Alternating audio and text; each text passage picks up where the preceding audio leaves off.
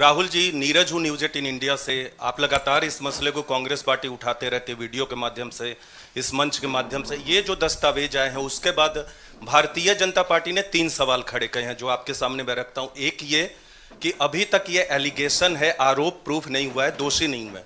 दूसरा, आपने खुद कह दिया कि 4 जो अपोजिशन स्टेट को पैसे दिए गए, बीजेपी ने यह भी कहा, उस पर क्या कार्रवाई होगी, क्या कार्रवाई करेंगे, आपने इसका जवाब तो दे दिया।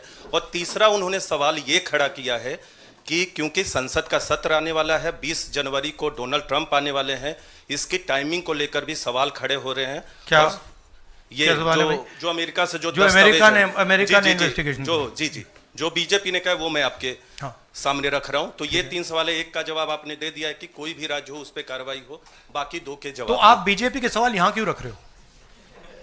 नहीं, ये सवाल हमारा है। नहीं, आप बीजेपी के हो क्या? नहीं, बिल्कुल नहीं हूं। तो फिर बीजेपी के सवाल हमारे प्रेस कॉन्फ्रेंस में क्यों रख रहे हो? राहुल जी, मैं आपके सामने सवाल कर रहा हूं, एक जर्नलिस्ट का सवाल है। और आप नहीं, अभी आपने बोला बीजेपी का सवाल है, बीजेपी के समक्ष हम लोग ऐसे ही रखते हैं।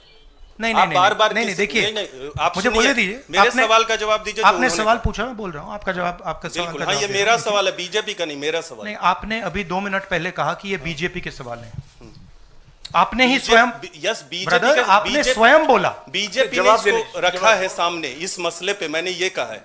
नहीं, आपने बोला ये बीजेपी के सवाल हैं और मैं पूछ रहा हूं। I know, but I am just stating a fact. He said that they are BJP's questions.